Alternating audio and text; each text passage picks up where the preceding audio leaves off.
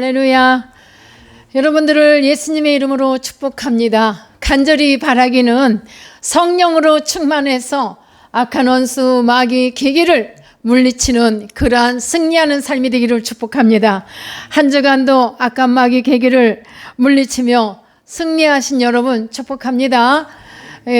오늘은 예레미야 7장 말씀을 내용을 간단하게 정리해서 전해드리고 8장으로 가겠습니다. 예레미야는 유다의 그 백성들이 불순종하고 우상 숭배의 그 죄악상을 지적하면서 내 목소리를 청종하라 하고 7장에서 이렇게 외칩니다. 7장은 당시 유다 땅에 만연된 우상 숭배의 가증한 죄악에 대한 경고였습니다. 우상으로 가득한 이 땅에 특히 암몬과 모압의 그 우상 숭배는요, 유아 인신 제사로 유명했습니다. 유아 인신 제사 기가 막힙니다. 그들은 참으로 끔찍하게도 이들이 인간이라고 말할 수 있는지 끔찍했어요. 제가 이 말씀을 보면서 얼마나 끔찍하든지. 그런데 이 몰렉이라는 신을, 그와 같은 신을 이들은 섬겼단 말입니다. 아이를 제물로 바치라. 아이들을 이렇게 제물로 바치는 제사, 이 어떻게 생각하십니까? 참으로 아이들을 바치는 걸 원하는 몰렉 신, 그 신 같지도 않은 신을 우상 숭배하고 있는 그들은 참으로 온전한 인간인지, 그런 그들을 전능하신 하나님께서 하나님의 거룩한 성전인 그 성전 안에서 더럽고 추악하며 이와 같이 여러 가지 죄악들을 범하고 있는 이 제사를 어찌 우리 하나님께서 받으시겠냐는 것입니다.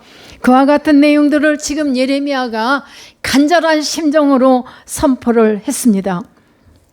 하나님께서는 책망하지 않을 수 없는 그런 상황으로만 가고 있는 이 백성들을 향하여 예루살렘 성읍 남쪽 흰놈의 골짜기 그곳에 유다 백성들은 도벳, 불사르는 곳이라는 이런 곳이에요. 그런 뜻인데, 이 도벳이라는 그곳에 사당을 짓고 자기 자녀들, 어린 자녀들을 참으로 우상의 제물로 불태우는, 참으로 인간으로서 할 수 없는 가증한 이 사악한 죄악을 일삼았으니 짐승만도 못하지요.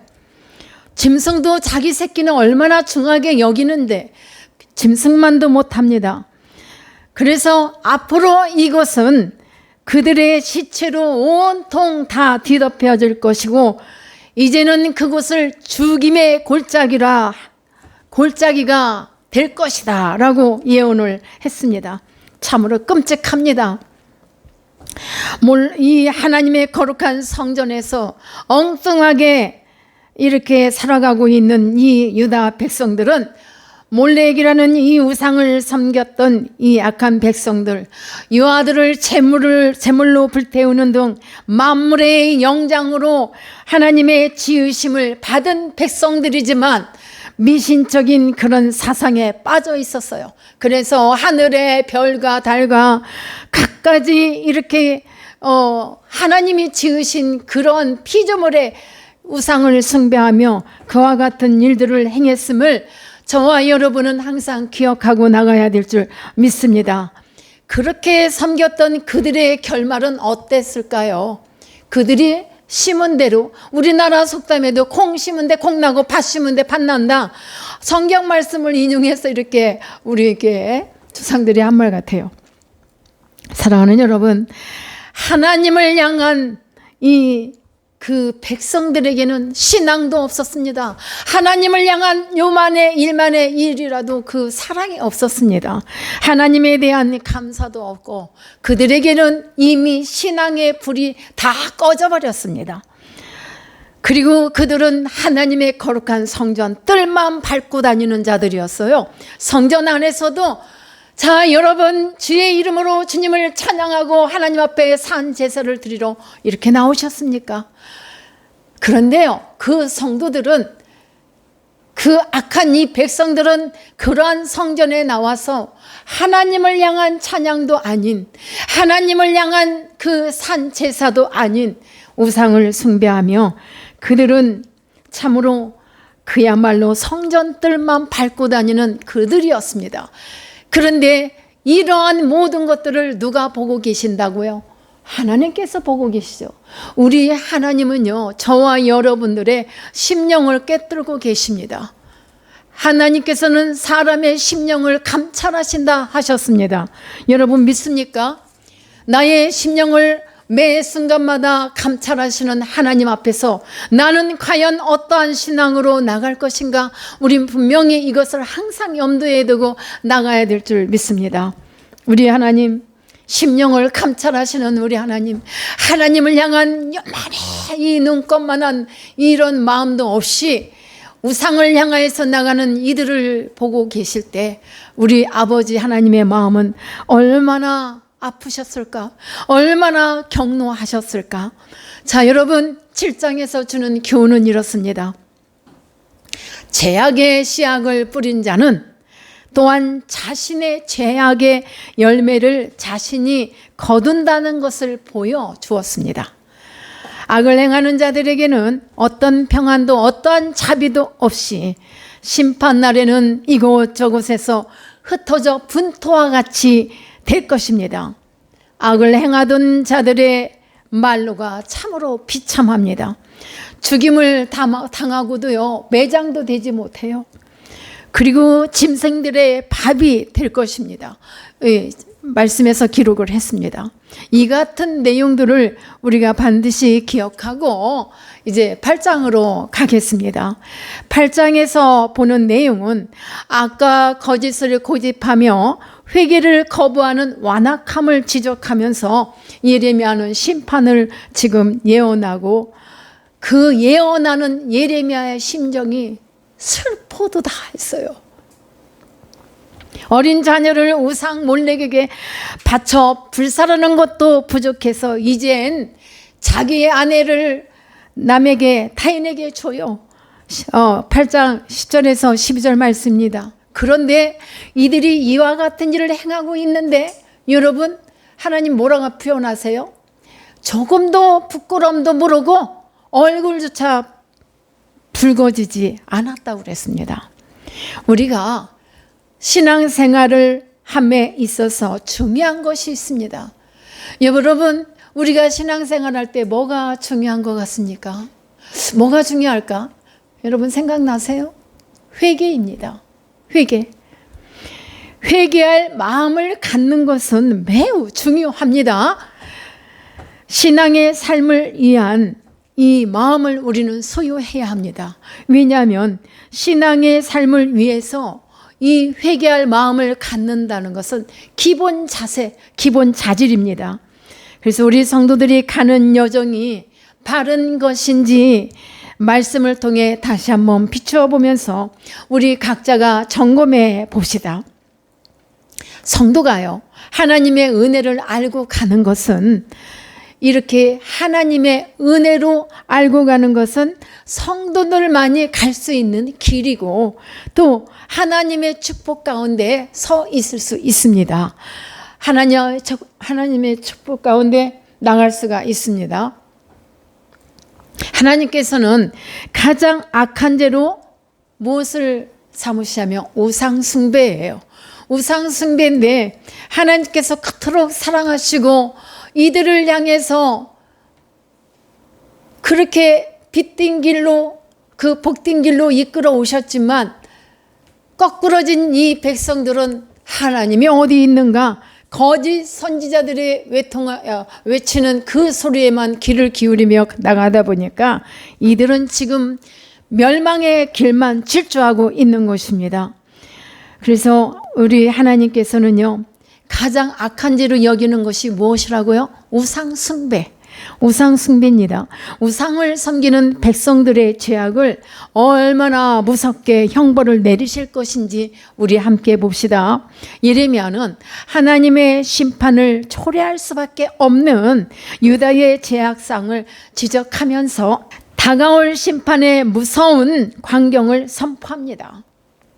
심판의 도구는 뱀과 독사로 묘사된 바벨론이었습니다.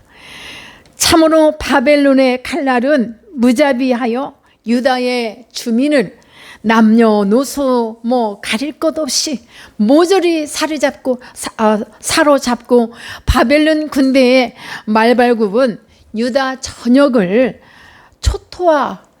초토화시키고 황폐시킬 것이다 라고 이렇게 예언했습니다. 심지어 유다 땅의 묘실까지도 파헤쳐져서 그 뼈들이 길바닥에 다 널려지고 던져질 것이라고 하셨습니다. 예레미야는 이러한 광경을 환상을 통해 톡톡히 봤습니다. 그리고 하나님의 음성을 들었지요. 그걸 다 보았고 알고 있기 때문에 쉬지 않고 목청껏 이 하나님의 백성들을 향하여서, 동족을 향하여서 이제 나중에는 예레미야는 애가를 지어서 아주 그 슬픔을 눈물로써 외쳤습니다. 사랑하는 여러분, 예레미야의 슬픔은 무엇일까요? 첫 번째는요, 우상을 섬기는 자는 수치를 면할 수 없기 때문에 백성들의 패역상을 고발하면서 그들이 맞게 될 끔찍한 최후를 예언을 한 것입니다.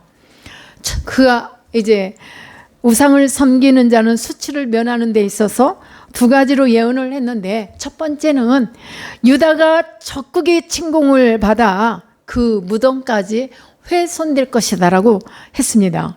그 말씀을 선언했어요.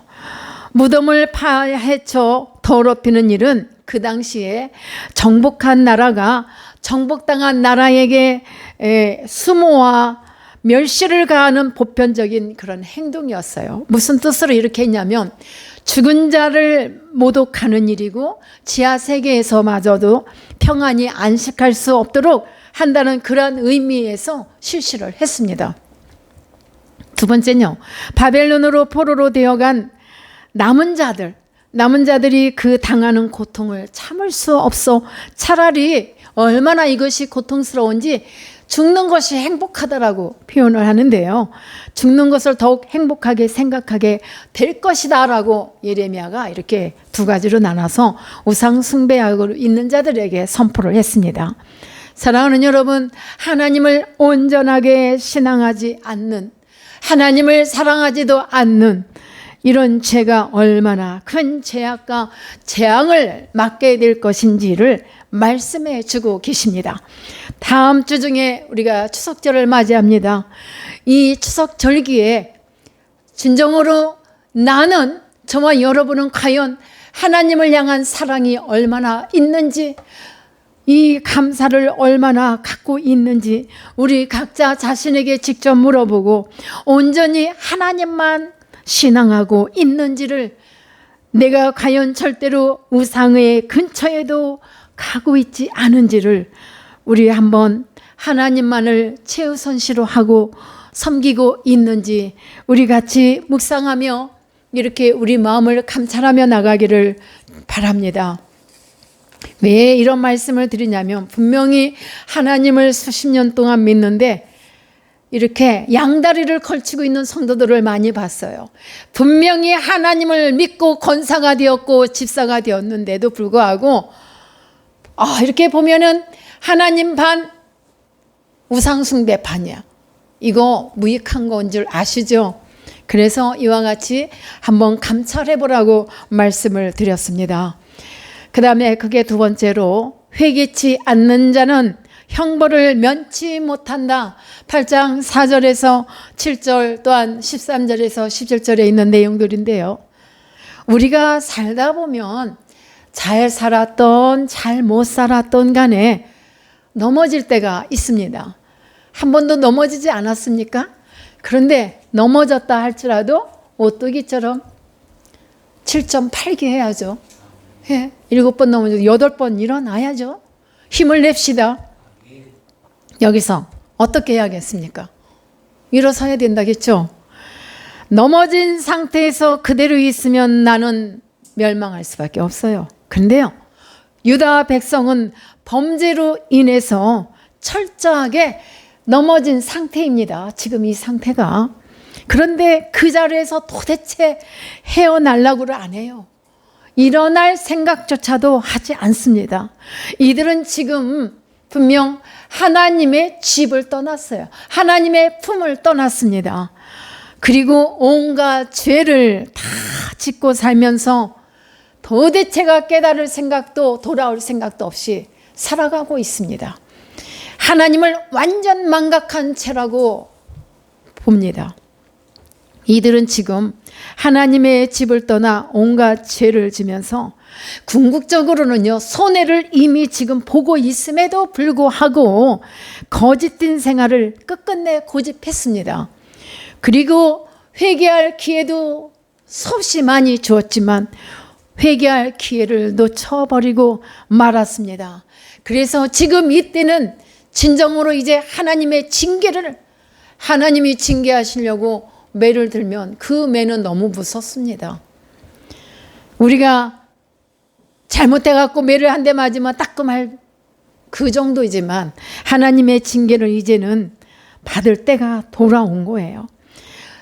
왜? 정녕 그 멸망의 자리, 절망의 자리에서 그냥 엎드려져 가지고 꼬꾸라져 가지고 일어날 생각을 안 해요.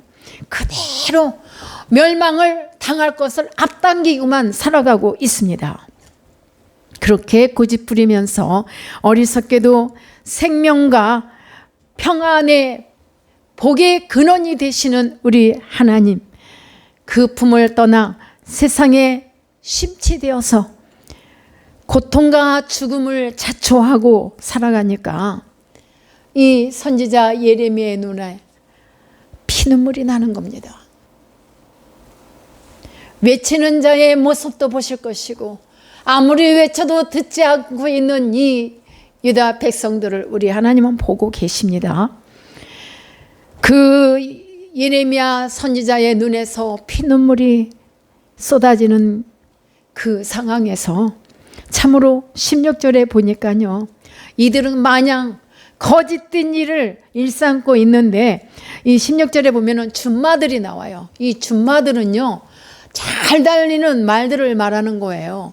준마들은 왕이 타는 그 말 중에 뽑히기도 해요. 왜냐하면 잘 타야 되니까, 잘 달려야 되니까.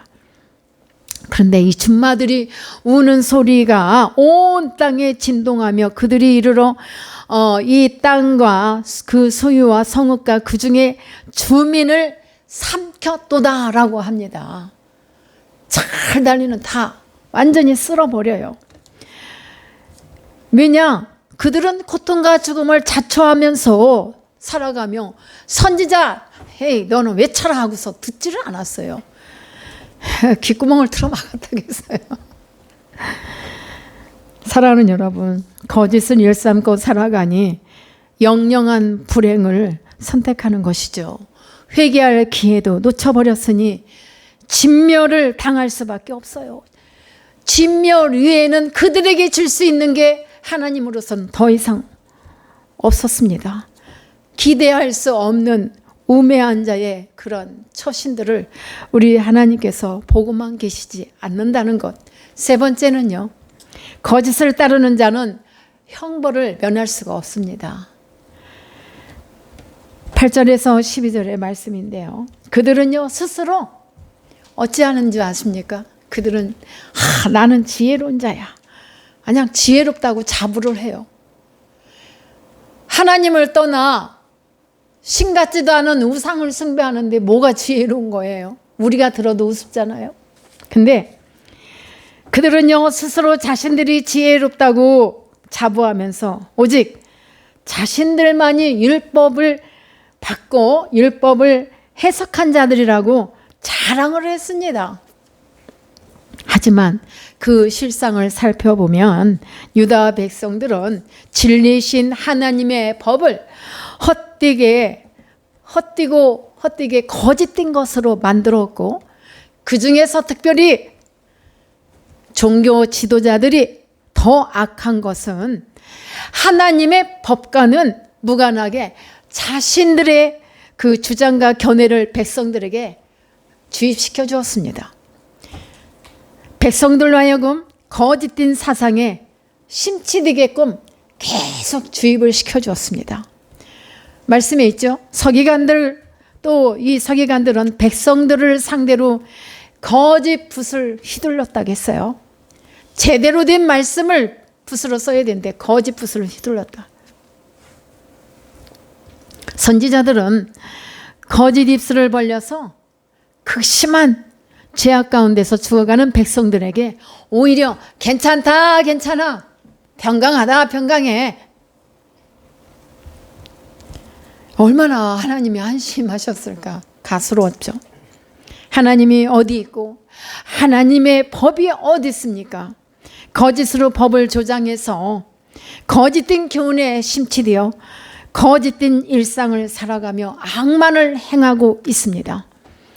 이와 같을진데 공의로우신 하나님, 우리 하나님은 심판을 피해가지 않도록 이들에게 심판할 것을 지금 명하고 있습니다.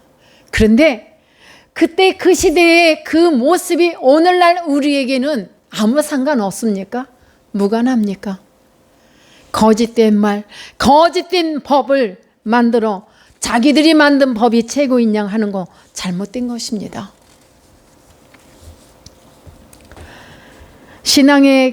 네 번째로 신앙의 결실이 없는 자는요, 심판을 면치 못한다고 했는데, 우리가 시편 25편 4절에서 5절의 말씀을 우리가 기억하면 좋겠어요. 다윗의 고백인데요. 사랑하는 여러분, 신앙의 결실이 없는 자는 심판을 면치 못해요. 18절에서 22절 말씀, 이 네 번째 그 예레미야의 그 선포하는 내용인데, 25편 4절에서 5절 말씀을 여호와여 주의 도를 내게 보이시고 주의 길을 내게 가르치소서. 나를 지도하시고 교훈하소서. 주는 내 구원의 하나님이시니 내가 종일 주를 바라보나이다. 기다리나이다. 우리 주님만 종일 기다리며 나가면 우리가 악한 길이 어떤 길인지, 지혜로운 자의 갈 수 있는 길이 어떤 길인지 분별할 수 있으리라 믿습니다. 이러한 귀가 열리기를 축복합니다. 주의 도를 행합시다. 주의 도를. 여기서 우리가 예레미야의 심정을 한번 묵상해 봅시다. 지혜 있는 자는요, 말씀이 기록된 그대로 행하는 자가 진정으로 지혜로운 자입니다. 자, 그런데 이 백성들, 이 동족인 유다 백성에 대한 깊은 애정에서 절망감에 빠진 동족을 위해 비탄에 가득 찬 이 애가를 부름으로써 그들에 대한 자신의 그 깊은 사랑의 감정을 드러냈습니다. 토해냈습니다. 애가를 부르면서도 유다 백성이 그 같은 절망을 만나게 될 그 상황, 그 이유를 지적하면서 그들이 회복하기를, 그들에게 참된 신앙을 회복하고 하나님 품에 돌아오기를 이렇게 촉구하면서 나갔습니다. 그런데 여러분, 예레미야가 보았을 때 그들의 모습을 보니 한심하기만 해요. 자, 예레미야가 이런 표현을 합니다. 빈약한 소출로 인해 추수 때는 지나갔으나, 빈약한 소출이야. 추수를 했지만 빈약한 소출로 인해 지나갔으나 겨울용으로 저장된 것이 없어 절망에 빠진 농부를 비유로 해서 유다 백성의 삶 속에서 맺어야 할 그 신앙의 열매가 없음을 이와 같이 지금 비유를 해요. 추수철에는 많이 추수를 해야 저장을 해서 추운 겨울에 먹을 수 있잖아요. 그런데 이 농부에게 그게 없어. 근데 우리 유다 백성들에게 신앙의 열매가 하나도 보이지 않는다는 것을 지금 슬프게 표현하고 있어요. 이렇게 비유를 해서. 자, 유다 백성이 마침 그 삶 속에서 맺어야 할 신앙의 열매를 하나도 볼 수 없고 맺지 못하고 있기 때문에 그것을 지금 지적하면서 농부가 소출이 없다는 것을 비유로 이렇게 말씀을 하고 있습니다. 그러니까 그로 인해서 너희는 심판을 받게 될 것이다. 그래서 너희가 심판을 받는 것이다 라고 강조를 했습니다. 사랑하는 여러분, 하나님께서는요, 성경을 통해 또 자연을 통해 우리 인생들이 가야, 마땅히 걸어가야 할 그 생명의 길, 축복의 길이 어디 있는지를 가르쳐 주셨습니다. 어디에서 가르쳐 주셨죠? 신명기 4장 5절과 6절에도 보면은 그 말씀을 가르쳤고 시편 111편 10절에서도 말씀하십니다. 먼저 신명기 4장 5절로 6절 말씀을 제가 말씀을 드리며, 내가 나의 하나님 여호와께서 명령하신 대로 규례와 법들을 너희에게 가르쳤나니. 누가 지금 말하고 있어요? 모세가 지금 말하고 있잖아요. 모세 오경 중에 있는 신명기. 내가 너희에게 그대로 가르쳤나니 이는 너희가 들어가서 기업으로 차지할 땅에서 그대로 행하게 하기 위해서 이렇게 했다고 했습니다. 그 다음 6절에서 지켜 행하라. 이것이 여러 민족 앞에서 너희의 지혜요 너희의 지식이라. 하나님의 말씀을 지켜 행하는 것이 지혜고 지식의 근본이라. 이 말씀을 지금 모세를 통해서 이미 가르쳐 주셨단 말이에요. 111편 10절에 여호와를 경외함이 지혜의 근본이라. 지혜의 근본이 뭐라고요? 여호와를 경외하는 것. 지식의 근본 또한 그렇습니다. 그의 계명을 지키는 자는 다 훌륭한 지각을 가진 자이며 지각을 가진 자이니 여호와를 찬양함이 영원히 계속되리라 그랬습니다. 이 말씀 꼭 기억하시길 바랍니다. 그리고 이를 통해 과연 우리가 바른 삶을 사는지, 지혜로운 그런 삶을 사는지를 돌아보게 하셨다는 말씀입니다. 이미 가르쳤다.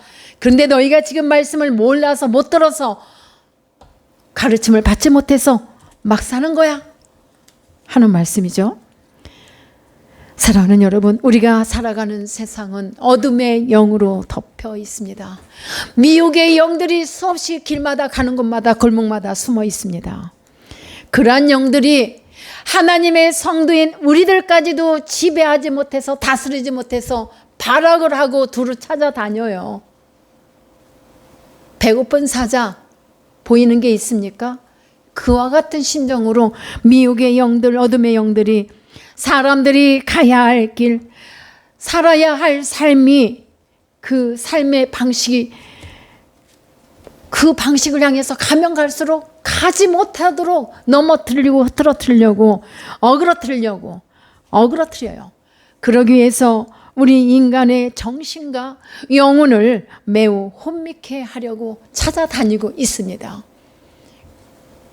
하지만 우리가 이 악한 세상 가운데서도 눈을 들어보면 세상 만물이, 사람들이 저질러 놓은 온갖 오염과 부조리 및 그 죄악의 폐해 속에서도 하나님이 창조하신 창조 원리대로 움직이는 것을 목도할 수 있습니다.